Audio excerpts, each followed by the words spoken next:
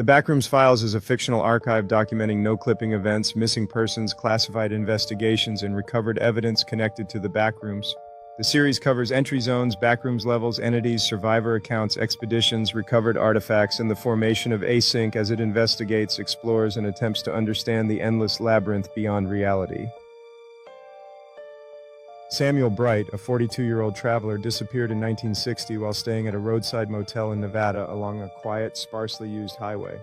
The building matched standard mid-century design, 2 floors, long interior hallway, repeating numbered doors, vending machines near utility alcoves, and an ice dispenser placed at the far end of the corridor. No abnormalities were reported at check-in.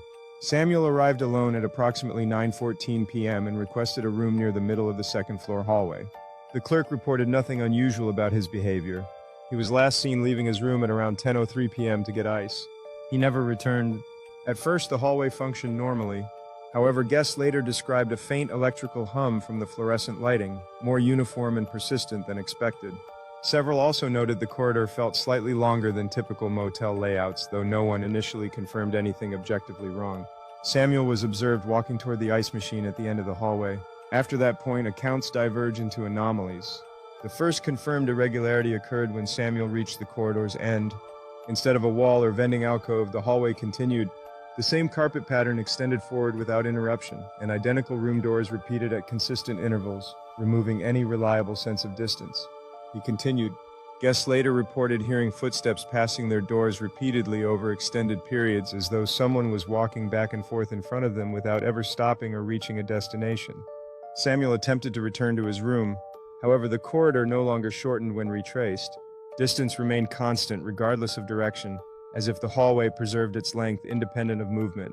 At approximately 10:27 p.m., multiple guests reported seeing Samuel pass their doors more than once, each appearance separated by several minutes.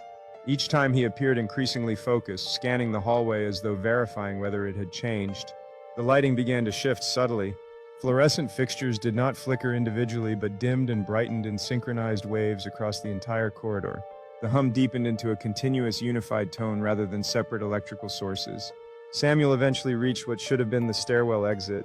Instead, he found another hallway identical to the first. The same vending machine placement, carpet pattern, door spacing, and numbering system repeated exactly with no deviation. He attempted to use the wall-mounted telephone alcove.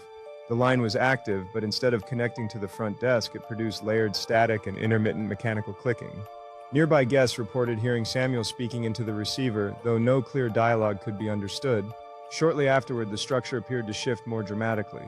The hallway no longer behaved as a single linear passage. Instead, it seemed to extend in multiple directions at once, with doorways subtly misaligned and perspective becoming unreliable.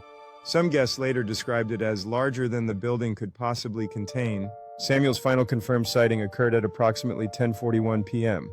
A guest briefly opened their door and observed him standing in the hallway, looking both directions as if trying to determine orientation. The fluorescent lighting above him was steady but unusually bright, flattening shadows and reducing depth perception. He chose a direction and walked. After that, he was never seen again. The following morning, motel staff found no structural abnormalities. The hallway measured exactly according to architectural plans. The ice machine, vending area, stairwell, and room layout were all correct. No guests reported ongoing disturbances. However, 2 inconsistencies were recorded in maintenance logs. All corridor lights were calibrated to identical brightness levels without scheduled work, and the carpet showed continuous linear wear patterns extending farther than occupancy could account for. Samuel Bright's belongings were never recovered. His room remained undisturbed, and his key was found on the dresser where he left it.